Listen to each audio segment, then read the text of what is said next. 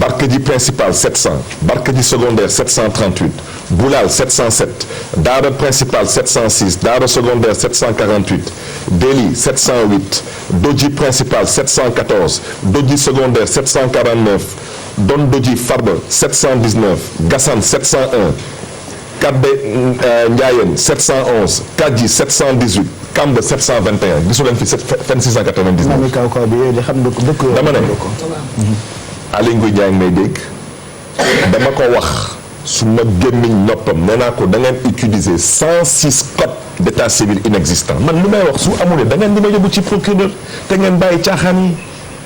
On les a pris la main dans le sac xam ngeen lu gën a bon gis nga état def erreur ñu ne état dafa def erreur grawul état jaay doole sax ñu ne état ndeysaan day jaay doole parce que l'état est orgueilleux mais état di toje ñu jàpp ko la main dans le sac kooku lan ngay wax loolu mooy wax ci jarul ci xulo gis nga tey xoolal dama ne man su ma wax bëriwul man officier d'état civil la du dama am état civil dama ne Samba Lamine Diallo nee na xam nga état civil codification la état civil jigéen ñu jekk yi nii ñu ñëpp ñu fi toog seen carte d'identité ñoom ñëpp 2 lay commencé 2 mooy jigéen ñun ñëpp suñu carte d'identité 1 lay commencé 1 mooy góor ñu ne 998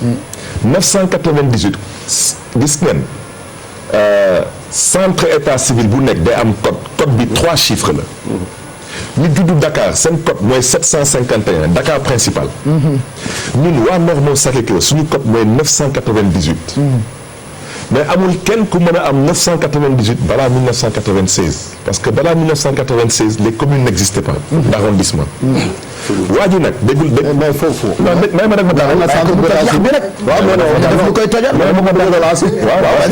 parce que bon man bu ma lire livre blanc foofu li ñu wax aussi mooy am na ci centre d'état civil yoo xamante ni maanaam ñoo jiitu existence su commune yi par exemple joxe nañ kaw Abbas Ndao xam nga ñu ngi ko rattaché ci Médina exemple mais Abbas Ndao existait avant la commune de la Médina. waaw xam nga man nag dama bëri ay mbokk kaw wante saa yu leen di kokkali nag ma leen na ngeen ñu bàyyil suñu Ndakaaru ñu ay boy taxam nañ fii lañ juddoo fii lañ jaroo dama ne Abbas Ndao du Médina Abbas Ndao commune Gueule Tapée la ku fi dëkkul nag nga may ñu wax la wax ci waaw maa ngi dellu si waat maa ngi ñëw rek xam nga gars yi dëkkuñu fii bëgg ñu wax lu fi xew mu ñu nekk Abbas Ndao maa ngi ñëw rek waaye tamit xam nga nag xam naa su ma génnee nag tey ba ñibbi suma kër su ma mbokk kaw yëpp ñu may fay xaar su ma gar parce que wala dëkk yi fi cité yëpp sama mbokk la mais moo tax ma ne la dama lay jox ay exemple xoolal ay yang waaw ñun loolu suñu dëkk la xam nga Bambey xam nga c'est compliqué donc suñu Dakar dañu comment ay Dakar day métti. waaw non day métti c'est ndeysaan leen laa bëggoon mais su ngeen ma mayee rek parce que am na benn exemple bu doon joxe suñu lamine yaa ngi xasan xam ngeen téléspectateurs yi seen lamine yaa ngi xasan parce que c'est trop technique ma ñëw gis nga Pape Cheikh tous les services de renseignement de ce pays à l'heure où je parle écoutent cette émission c'est sûr parce que ils savent très bien que wax bi jeexul le ministre de l'Intérieur dafa dem ne élection yi passé na ma ne ko nag wax ji mi ngi soog a door il sera notre invité semaine prochaine bu soobee de grâce je sais qu'il est autorité mais s'il accepte qu'il vienne, qu'on organise un débat, il amène ses arguments, j'amène mes arguments. Mais tu déposé woon nga plainte bu ñu wax plainte fan la nekk pour ñu avancer mais bëggoon naa quand même mooy li may wax su ngeen ma may ma daaneel damay ko conclure ci li muy wax dama ne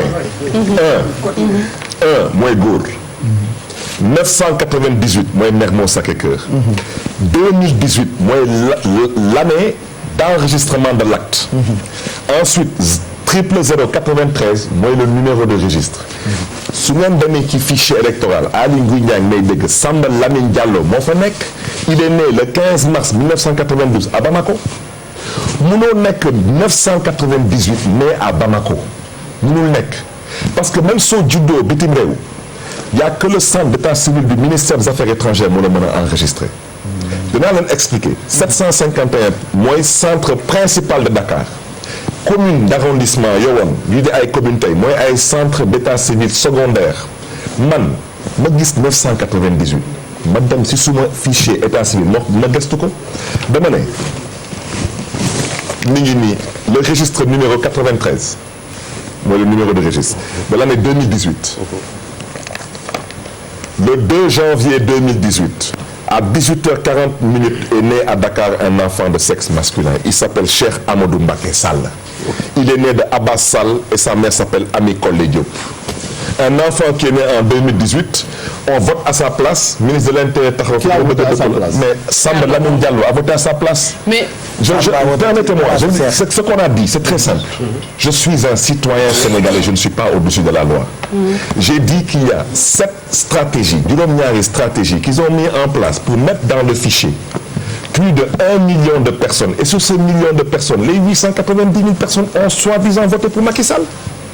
Non, s'il vous plaît. Non, xam nga vote dafa secret. Est-ce que non, parce que vous savez pourquoi? Parce qu'on a fait ce qu'on appelle des variations. Vous savez, cette émission-là, ce que je suis en train d'expliquer, il y a de sens que si on avait un diapo, je mets au défi Aly Ngouille Ndiaye. Il est le ministre de l'Intérieur. Il a une responsabilité par rapport à ce que je dis. Ce que je dis est d'une extrême gravité. Ce que je dis su amulee kaso mu laay jëm kaso mooy suma place du télé bi dama ne dañuy jalgati élection yi. mais qu'est-ce que vous allez faire parce que moom publié na démantelé na li ngeen indi yëpp ne preuve la tey lan ngeen nar a def parce que mi ngi wax ne que élection yi passé na est-ce que am na loo leen mun def pour changer quoi que ce soit. Vous savez, dans un pays comme le Sénégal, le président, il est l'alpha et l'oméga. Président Macky Sall doole bu mu fi am ñu nekk ci salle bi yëpp amul kenn ku ko mën a xayma. déedéet. daanaka président Macky Sall lenn rek la peut-être amul ci ñun mooy un droit de vie et de mort et même ça je confirme ce que je dis. Un grand homme d'État me disait à l'époque la seule chose que le président de la République du Sénégal mënul def mooy jël góor changer ko mu nekk jigéen wala jigéen changer ko mu nekk góor wala fekk nit bu dee mu def en sorte que kooku dundaat. pour wane rek l'exemple de la puissance du chef d'État. xam ngeen tey damay joxe Charles ngi nii damay jox lii Charles mu xool. lii ay exemple dama leen di bàyyi lii ngeen xool lii ce sont des gens ñu nga xam ne nii ils ont un numéro de registre qui est antérieur à la création du centre d'état civil. Ce que je veux dire Chérif kenn Sénégal mënul am benn carte d'identité bu nga xam ne ni sa code mooy 998 mooy Mermoz Sacré-Cœur et yow sa année de déclaration mu nekk avant 1996 parce que la commune de Mermoz Sacré-Cœur n'existait pas. mais centre bi mën naa précéder existence centre mën naa précéder existence commune bi quand même foofu. est-ce que comprendre nga lu may wax dama ne Mermoz Sacré-Cœur ba 96 amul woon centre. c'est aussi simple que ça. ñi daa judd fu leen daa bindoo Dakar principal ñun ñëpp ont été nés à Dakar principal. 751. Moi, mon problème c'est que 1 million c'est quand même beaucoup. Mais j'arrive. Ça veut dire où est-ce que vous étiez. foofu laa bëggoon a ñëw. Où est-ce que vous étiez. Voilà, moi c'est quand même oui, c'est ça. 1 million c'est quand même compliqué. 1 million c'est compliqué par rapport à quoi? C'est beaucoup. Bon, je vais vous donner 1 million, ça veut dire on a 5 millions quand même d'électeurs. Oui. Le million est à chercher dans les 5 millions d'électeurs. Bon, je vous donne.